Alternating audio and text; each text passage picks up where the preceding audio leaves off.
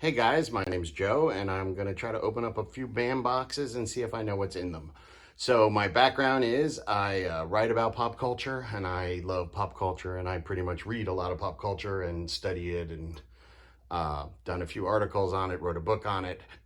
And so I've been challenged to open up these geek boxes and horror boxes every month to see how well I do and if I can give any background about the items. So if you have these boxes, I might be able to give you some history about the items or the movies or whatever they are. And who knows, maybe I can get stumped. I just did 2 horror boxes, 2 mega boxes, and I didn't know 3 of the items, which is pretty good because there's a lot in these.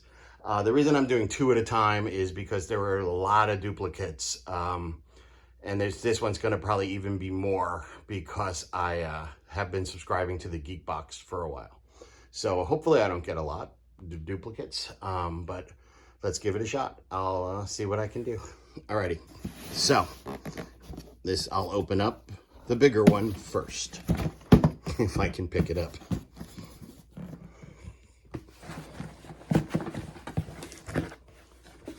Can't get it. There we go. And I will zoom in so you can see closer. First of all, they lose points because there is no band paper, which is like the best part of a band box, is the band paper. I already see duplicates in here already.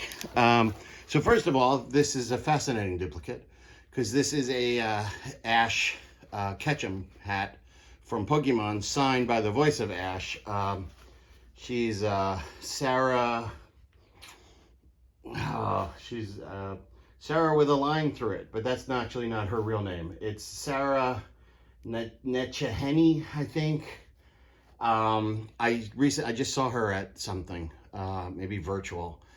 She's also oh no, it might have been New York Comic Con, because she's also in Ghostbusters Afterlife. She's uncredited. She's the voice of the Stay Puft Marshmallow Man, the mini spoilers. They're in the commercial, so it's okay. The mini Stay Puft Marshmallow Man. She's very talented. She does a lot of voices. But she is also, as a live actress, she's also in some College Humor shorts that are absolutely hilarious. And if you haven't checked College Humor out, it's very, very, very funny.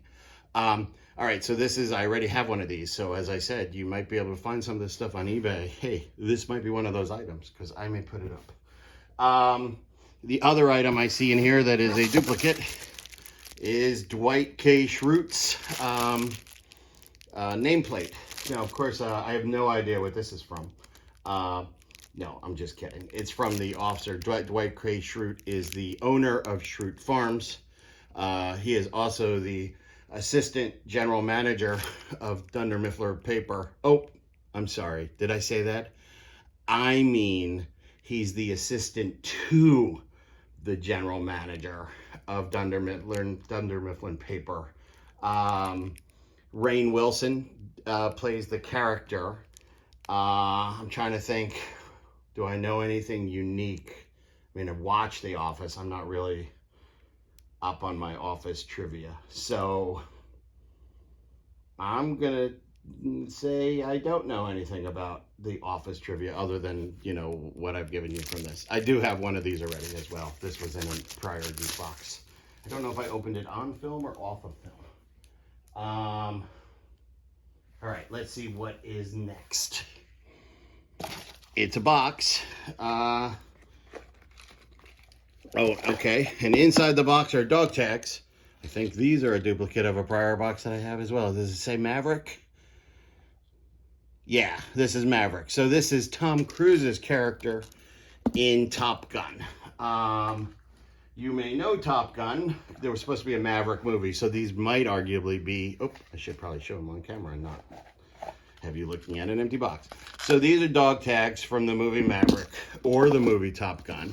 So the movie Top Gun is, I believe, I just read somewhere, it is a rare Tom Cruise movie because he actually doesn't run in it. You know that crazy Tom Cruise run? that with the straight arms. There is actually no running in the movie. It's a Jerry Bruckheimer movie. It has Val Kilmer and a very young Meg Ryan as Val Kilmer's wife, and Kelly.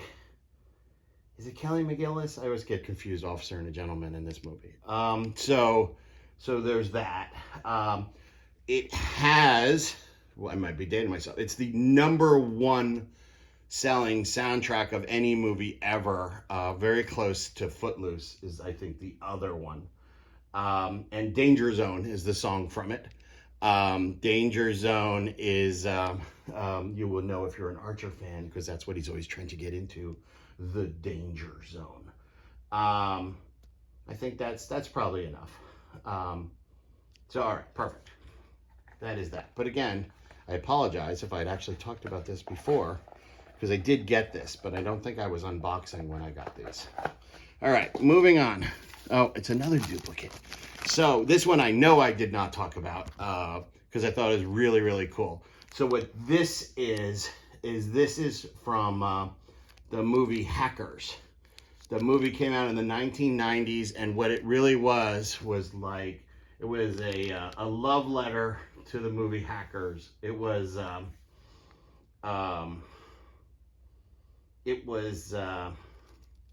trying to think. It was showed about hacking subculture, and it starred Johnny Lee Miller, and this new actress was in it. Her name was Angelina Jolie. She was really, really good in it. I don't know whatever happened to Angelina Jolie after this movie.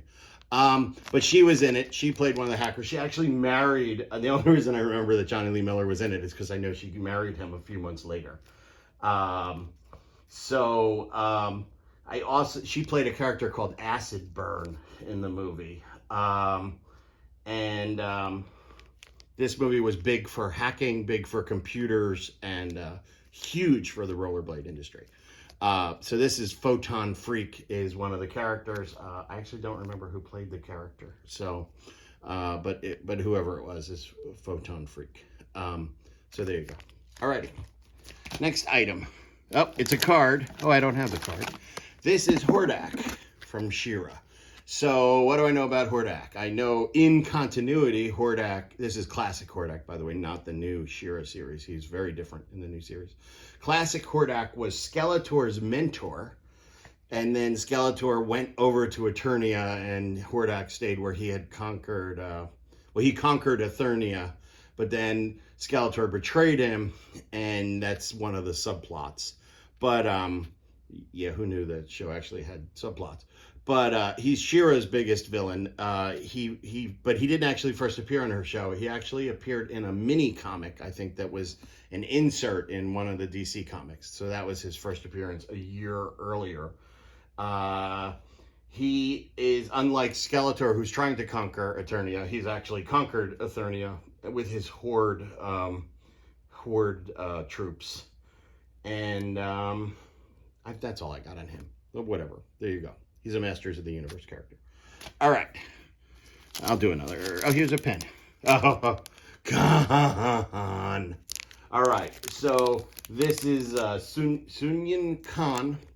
That is clearly not the Star Trek, new Star Trek. That is classic Trek. So this is the Khan, the one that first appeared in Space Seed. He then later appeared in Star Trek 2, this is his Star Trek 2 outfit, because you see he's got the necklace from the Enterprise.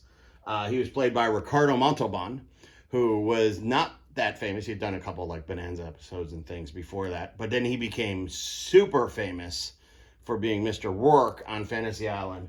And then it is amazing. I assume everyone who would be watching this would have seen Star Trek 2, but it is great to watch him and William Shatner try to outact each other in that movie. It is just, one screams and one curses at the sky, and it's awesome. In the show, he was with Madeline Rue, who was a famous actress. It's funny, as I think I actually confused her. How weird is this, since I don't open the boxes? I confused her with the Bond person from the horror box. But Madeline Rue is played his I'm trying to think of her name, Marla McGivens on the show. And Khan was from the eugenics ward, and then they found him and he was in suspended animation, but then he took over the Enterprise and she became his woman. And so they left together so they could be forever, and they went to City Alpha 5, but then as you recall, City Alpha 6 blew up. So he says, "This is City Alpha 5." And so she dies, and he starts his whole revenge. And now I've just gone way too far because I love Star Trek. Star Wars more, but Star Trek as well. All right, next. Oh, how ironic. Stay Puft Marshmallow Man, who I just discussed. So I've talked about Ghostbusters in other unboxings, probably this very pin, so I won't belabor it. But it is funny that I just mentioned that Sarah did the voice for the new ones. The only thing about Ghostbusters that I will mention that I've been thinking about is there really is no due process in the Ghostbusters world, because like they're supposed to be like exterminators that catch the Ghostbusters and they put them in traps and then they put them in the basement in the containment unit. But if you think about it, ghosts are more sentient than that. They all have personalities, like Slimer, and like they all have. And so really what they are is they're arresting people and throwing them without any possibility of parole in jail in their basement. They're locking them up in their basement, and which is okay. Like if you're Gozer the Gozerian and like you're evil, or Vigo, I mean that's fine. You could go in the basement forever because you have no chance of redemption. But that poor guy in Ghostbusters 2, he's running in the park, he's checking his pulse, he's like making great time, and then all of a sudden they catch him in a trap, and bam, he's in a basement with the rest of his life hanging out with Slimer and Munchie from the Ghostbusters Afterlife movie. So I don't know. I just think maybe there's some habeas corpus going on in the Ghostbusters world that maybe there should be a lawsuit. I don't know, maybe it's an idea for a new book. Okay, who knows? Now I've rambled. Okay, this is the Juggernaut. What can I tell you? It's the Juggernaut is from comics, so I should be able to tell you a lot. He appeared in the first, I almost lied. I said the first year of X-Men. That is not true. He appeared in issue 12, but I believe at the time the X-Men was bi-monthly. So he would have been the first 2 years of X-Men. He is created by Stan Lee and Jack Kirby, the great Stan Lee and great Jack Kirby. He's Charles Xavier's half-brother. He has been in X-Men, even though he's not a mutant, which if my math is right, he is one of only 2 people who have been an X-Men and not been a mutant, and the other one being Mimic, who can mimic mutant powers. But he gets his powers from the gem of Sidorak, which makes him the immovable force, and so, I'm sorry, the unstoppable force, and so he's being always put up against the Blob, who's the immovable object. He's been in movies. He was in X-Men Last Stand, where Vinnie Jones played him, and they had that from a YouTube video, I'm the Juggernaut, expletive deleted. And then in the Deadpool 2 movie, he's a major character, and he is voiced by Ryan Reynolds, who is also Deadpool. So I don't know that he's credited or what voice he's credited with as being him, but it is indeed Ryan Reynolds. I guess that's enough for that. All right. We'll pick another item. Oh, I see an empty bag, which means, I have this. Oh, I don't have this one. This is the Fifth Element, Milla Jovovich. I talked a lot about the Fifth Element in a prior one of these, so I will not go through it again. Except to say I had wind last time, and I believe this is land because it's straight. I believe that's right. So that you would actually put dirt on this. Wow, I wonder if in the other box I have a third one, and then I would only need one more, and then invite, Milla over, and we could recreate the Fifth Element. Alrighty. Oh, Jurassic Park. How very sexy this picture of Dr. Ian Malcolm. Ian, what can I say about Jurassic Park? I don't think I talked about Jurassic Park. So the thing I find amazing about Jurassic Park is people talk about how it was revolutionary with the special effects and the dinosaurs and all that fun stuff. But in Jurassic Park, I'm trying to think if I get my numbers correct. I believe that in Jurassic Park, the dinosaurs in the entire movie are only there for 15 minutes in the whole movie. And 9 of those minutes are done by Stan Winston. They're the like stop motion animatronic dinosaurs. And then the rest of the time is the ILM version of Jurassic Park. The other interesting thing about Jurassic Park, which I always love theme park. So let me point out, in the Jurassic Park and Islands of Adventure, Jurassic Park Land. So first of all, if you haven't been to Islands of Adventure, Universal Studios in Orlando is based on movies, Ride the Movies. Islands of Adventure is based on books. So the stuff there is comics, and that there isn't a King Kong is now the exception in that park. But Jurassic Park is a water ride, which isn't in the movie, but the water ride is actually in the book. So I'm not sure if that's why they did it that way. But this is awesome. And as long as I'm plugging, they have that great, the actor. He has this amazing show on Disney Plus, The World According to Jeff Goldblum. It's just, I love it. Because I like trivia, and there's a lot of trivia in it. Although, ironically, he just did Universal Monsters on Disney Plus, which I was curious whether Disney Plus executives cringed when they saw that on the leaderboard. All right, I will continue. Oh, King Kong versus Godzilla. This has to be the new one. Although that's funny because the new movie is actually called Godzilla versus King Kong. Not King Kong versus Godzilla.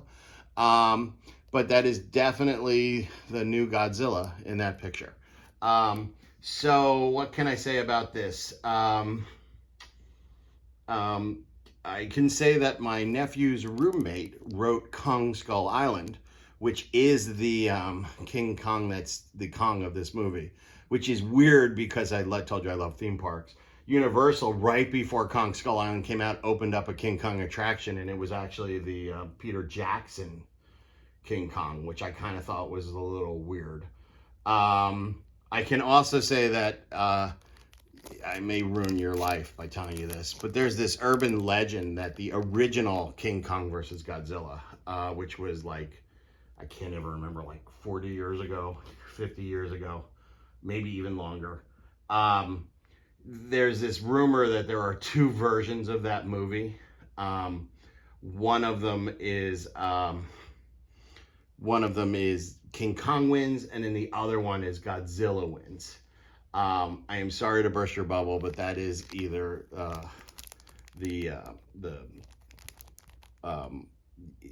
I forgot it. It's either an urban legend. There is none. King Kong wins every version of that fight. So it's the Mandela effect. A lot of people swear that they have seen a version where King Kong has won. He has not. Alrighty, I guess that's all I have from that. Moving on. Oh, I have this one as well. This is Gem and the Holograms. Samantha Newark is the, can you read it? Samantha Newark is the singer. I talked about this at length in a previous one, all about Gem and the Holograms. She is also in a movie that I remembered last time called Summer Camp Nightmare. She does the soundtrack, and she's one of the singers. All right. Oh, Rugrats. Okay, so what do we know about the Rugrats? This is, So I know that this is Nickelodeon's first movie. You know, it's a TV show. First, it's their second longest running TV show after SpongeBob, right? And so I also know that when they made Rugrats the movie, that it was the first non-Disney animated movie to make more than 100 million. I know that Tara Strong started on there, and she's done a bunch of stuff. She's done like Miss Minutes, and she's done Raven, and she's done a bunch of Marvel characters, and she's done Powerpuff Girls. And this is I'm trying to think who this actor is. I can't read the name. I can't remember who plays this character. It's E. E.G. Daly, is that what that says? I think that's his name, her name, I mean. She is also does a bunch of characters. She's Babe the Pig. I know she's Babe the Pig. And I know that she's also a Powerpuff Girl. I'm not sure. She's maybe Bubbles. I can't remember which Powerpuff. But you know what? I'll leave it at Babe the Pig because, you know, that'll do, Pig. That'll do. All right. One more. Oh, no. Two more. Oh, this is the Mandarin. I actually have this, but I don't. I have the other hand. I talked in length about Shang-Chi, the comic book character. So, let me talk a little bit about Shang-Chi, the movie history. And that is Stan Lee first wanted to make a Shang-Chi movie. And he wanted Brandon Lee, because the original character was based on Bruce Lee. So he wanted Brandon Lee to play the character. What else? Another quick little fact. And that is that there's a guy who's filming the fight on the bus. That's the same guy who is in Spider-Man.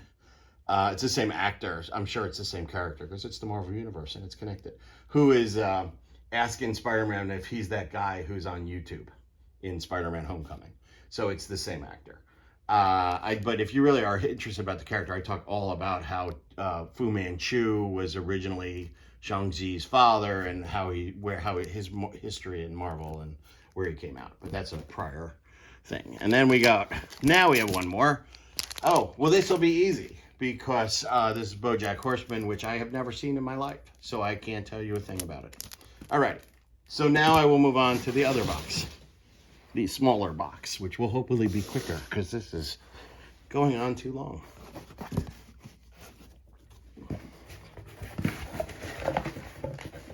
And again, not damn paper. Oh, look at that. Hey, did I mention that that this is really cool from a movie called Hackers that did amazing things for rollerblading? All right, so I don't talk about that again.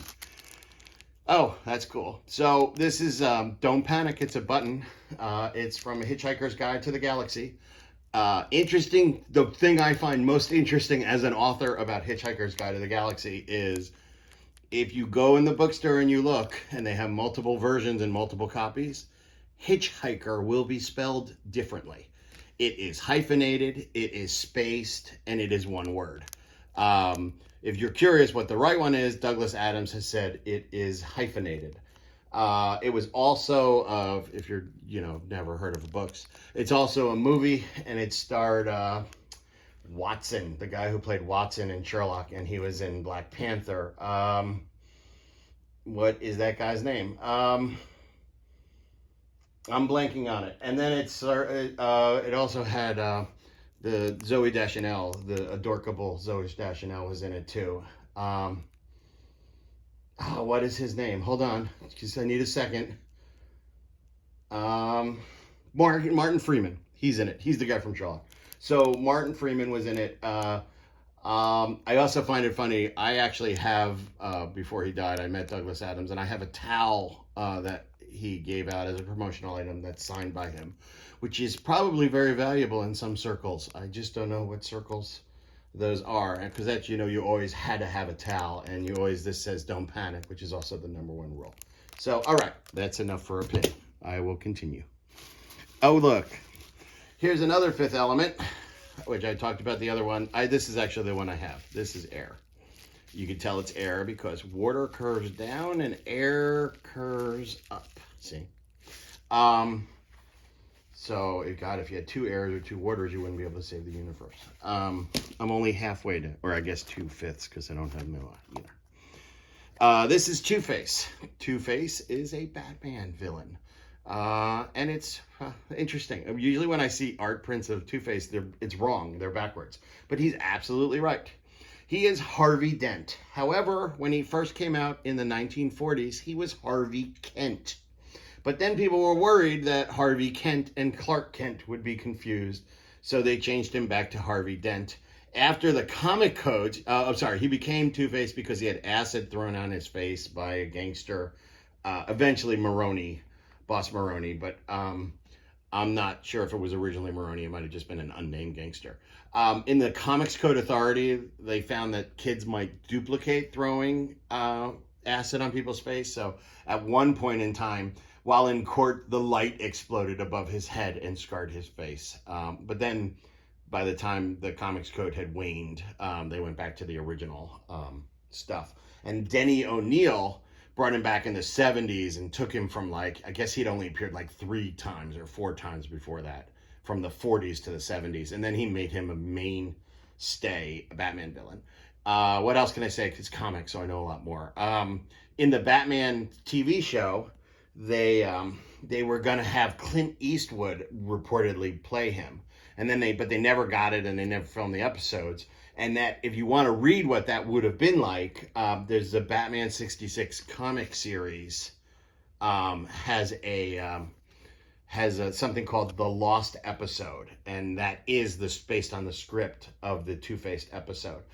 In movies, he was played by Billy D. Williams in the Batman movie with Michael Keaton, which is now also in Batman 89, a new series that's continuing that.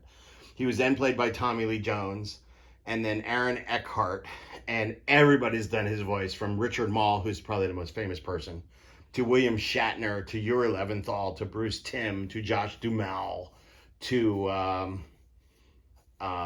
I can't even think who else has done it. But yeah, a lot of people do his voice. All right, that's enough about Two-Face. Another duplicate, and I will not even open this. This is a Simpsons flag. I talked about it at length in a prior one of these. It's from the episode where they had to design the flag, and I'm trying to think what the flag says without opening it. It says "Learn to fart," I think is what it says. And so it was like, "Go Team Simpson," because it was Lisa put it in.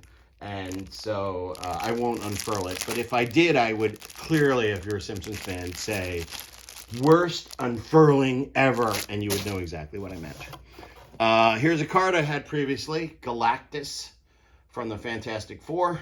I remember the box because the box also had Darkseid in it, who I thought looked like Terex the Tamer, because I thought it was a theme. But this is Galactus. He's created by Jack Kirby and Stan Lee. What can I say about Galactus that I haven't said before? He's a cloud in the Fantastic Four: Rise of the Silver Surfer, but everyone's pretty much embarrassed by that. What else can I say about him? He has a daughter named Galacta, right? He was voiced by George Takei from Star Trek in the Marvel superhero series, so that's kind of cool. And all right, let's leave it at that. That's good to leave it at that. Here's a box. We don't know what's in it. Oh, aha, that's funny. That is a Jumanji Monkey. I have this, but I don't have this one. I believe the other one was the elephant, and I have the elephant. So this is the Jumanji piece. It is the monkey piece. Jumanji, this is from the 1995 Jumanji with Robin Williams and Kirsten Dunst and all these people. I'm trying to think who played Bradley Pierce. Did he play Monkey? I think he played the monkey. So he's the monkey. The funny thing about this movie is Robin Williams was really nervous about doing this movie because they told him you really can't ad-lib. And so he promised to stick to the script. Also, I talked about urban legend. There's an urban legend that an elephant was killed in the filming of the movie, which obviously is not true because there were no elephants. Everything was CGI in the movie. All right, reaching in. Oh, Poison Ivy. So Poison Ivy, this is Poison Ivy. This is a Batman villain. Poison Ivy was actually created to be a love interest for Batman. She first appeared in early Detective Comics, and she wasn't what she ended up being. She later got the power. She was just a seductress when she first appeared. Let me think what else I can tell you about Poison Ivy. She was created Oh, I'm going to have to dig in the vault for this one in my head. She was created by Robert Kangster and somebody, I don't remember the Modif, whatever Modif's first name is. She came out in the 60s. She married Clayface at one time. And then she also married Harley Quinn, and she's bisexual in the comics. And her look is modeled at, not really this one, but her look is modeled after pinup girl Betty Page. So that is Poison Ivy. Okay, moving on. Oh, that's funny. This is the Darkseid that looks like Terex the Tamer to me. But this is Darkseid from the Justice League Zack Snyder movie. I talked ad nauseum about that in a prior one, so I will not talk again. What else? Okay. Oh, I skipped one. All right, so this is, Loki. So this is Loki from the Marvel Cinematic Universe, Loki. Loki first, it's funny, there's two, it's a question as to when Loki first appeared. There are two first appearances of Loki. He first appeared in, I dropped my camera. If you are a comics fan, there's a group called Agents of Atlas, and there's a member of Agents of Atlas called Venus, where she had her own series in the Golden Age.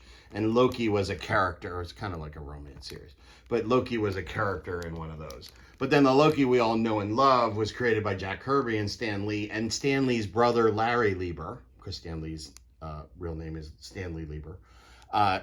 And he appeared in Journey into Mystery, and which is the Thor book. Now, you know what? I won't digress with that. But in early comics, none of the Marvel characters actually started in their own books because they own the rights under the comics. You know what? I'll save that for someday when we have Spiderman, and I'll talk about it because he's a perfect example of it. So I will not. Let me go back to Loki. So Tom Hiddleston plays Loki. If you've seen the Loki series, there's this point where they go back in time and he talks Latin. I don't know how it came up, but I had a conversation with Tom Hiddleston where he mentioned that he is completely fluent in Latin. I don't remember where, I don't remember how. And look, I loop all the way around because we talked about Tara Strong earlier for Rugrats. And Tara Strong is the voice of Miss Minutes. And let's go loop even further because we talked about Jurassic Park. And Miss Minutes is based on Mr. DNA from Jurassic Park. So look at that. It all comes together as full circle. All right, let's see what we got. Well, I'll tell you now. So this is Spider-Man. Peter Parker. I won't tell you about the new movie because I've seen the new movie and I'm not sure when this is going to post because I saw a preview of it. So I won't spoil that, but I will tell you that this is Peter Parker. And so Peter Parker first appeared in Amazing Fantasy as opposed to Spider-Man. And the reason why he appeared in Amazing Fantasy is because Marvel had all these titles that they needed to burn out because they had the titles for it. So it was like Journey into Mystery, and Amazing Fantasy was actually called Amazing Adult Fantasy. And so what they did was they had the last issue of that, and so they put Spider-Man in that. And then at the end they said, if you like this, he's going to get his own series, and then he got his own series. I would assume everybody knows who Spider-Man is. I'm not going to talk about him ad nauseum. All right. Look, another really easy one. It's Bojack Horseman, which I've never seen. And it's the exact same picture, so that's a duplicate. And moving on. Oh, it's a different picture, but the same autograph of Jem and the Holograms, who I've already talked about. Hey, we're making good time. And, well, this is neat. So this is, I have this autograph, but it's a different picture. And I actually may have talked about this already. He's from Galaxy Quest. He is, I'm trying to think what I can say about Galaxy Quest that I haven't said before. First we can go back. Dwight Schrute is in Galaxy Quest, so there we go. So we've gone full circle there too. But Galaxy Quest, I'm trying to think of things that I've learned by talking to people. So Galaxy Quest, I know that Tim Allen was I heard Sigourney Weaver tell a story at New York Comic Con, or at maybe Chicago, maybe it was C2E2, where she tells a story about how Tim Allen was such a huge Alien fan that he has all this Alien memorabilia. And so she finally signed some of it, and I can't. She wrote something like, "Hey, look what Tim stole," or something like that. So, and then I know that when they filmed Galaxy Quest, it was the 20th anniversary of Alien, and so Sigourney Weaver took the cast to go to it, but she wore the blonde wig that she wore in the movie, so that people wouldn't really recognize her. But she took the cast to go see it with her. And I'm trying to think, what else can I say about Galaxy Quest that I don't think I've said before. Obviously, it's based on Star Trek. William Shatner loved the movie, and he said, but I just don't know who that Tim Allen is playing. I don't get it. But he was kidding, of course. Alrighty, well, that is the last item in the box. I think I knew everything. Yay. I'm cheating a little bit because I had most of it. But that's my fault for ordering back issues of boxes that I previously had. Some of them are different. Some of them are matching. I hope I've given some information to you. I hope you enjoyed it. And I guess I'll see you, I don't know when the next box is. The January box, so I guess the end of the month. Alrighty. Enjoy.